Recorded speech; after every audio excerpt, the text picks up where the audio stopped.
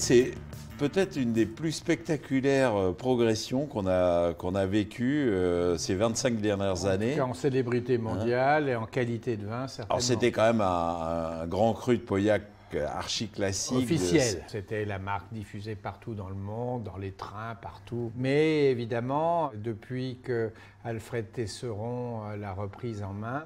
En 95, voilà, si je me souviens bien. Cette époque-là, le vin a énormément progressé en qualité, en réputation, et avec beaucoup de courage, puisque ça a été la première propriété de cette taille-là à s'orienter vers la culture biologique et même biodynamique. Ouais. Avec l'aide d'un très très grand régisseur qui s'appelait Jean-Michel Combe. Qui s'appelle toujours Jean-Michel Combe, mais qui vient de passer la main. Qui vient de passer la main.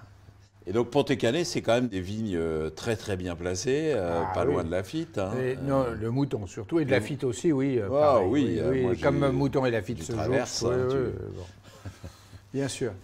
C'est une propriété qui a énormément évolué dans tous les millésimes. Chaque millésime racontait une nouvelle histoire, mais avec une intensité, un éclat et une énergie qui n'appartient qu'à lui. Et je dirais aussi un naturel, puisque au fond, le vin n'avait rien de spectaculaire, sinon la pureté et l'affinement progressif de sa constitution, de son parfum, de sa texture.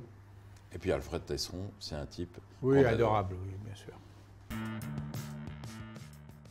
2012, une année soi-disant intermédiaire. Oui, qui est entre des années où le commerce est lié au soleil, s'enflamme pour faire monter les prix. Et puis il y a des années où on se recalme. Et c'est souvent dans ces années-là que l'acheteur intelligent achètera ces grands vins du Médoc. Parce qu'aujourd'hui, on trie les raisins de façon parfaite. Et en 2012, ce vin est une perfection.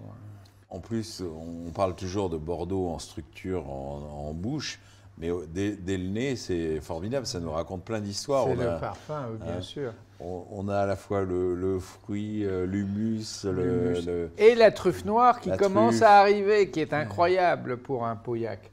Tu sais, on y passerait un bon moment le nez dans le verre. Et surtout le naturel d'expression. Il n'y a rien qui fait obstacle à la liaison entre le parfum et le corps. Vous savez, souvent, et je le dis, et je pense que c'est ça les grands vins, le corps est parfum et le parfum est corps. On ne peut pas séparer les deux. L'immatériel devient matériel, le matériel devient immatériel. C'est un vrai philosophe. Ah, je suis un philosophe quand je veux, oui.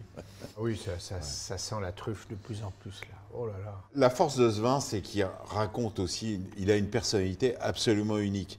Et moi, j'ai tellement lu des âneries sur Bordeaux où tous ces vins sont standardisés, sembleraient tous, il y a le goût de machin ou le goût de truc. Non, ça c'est du Pontet-Canet. C'est une personnalité, ça a un style, c'est le beau terroir. Une identité reconnaissable entre toutes. Et c'est ce qu'on adore dans le vin, c'est quand chaque vin ne ressemble pas à son voisin. Et il y a une douceur naturelle, je ne sais pas comment le dire, il n'y a rien qui fait obstacle au côté lié et liant de ce vin. Ça, c'est merveilleux au niveau de la texture, des sensations tactiles qui sont très importantes dans un vin. C'est-à-dire le toucher de bouche, ça c'est très important. Et là, on a un soyeux, on a un toucher extraordinaire. Allez. Bouteille fantastique. Ouais, c'est super.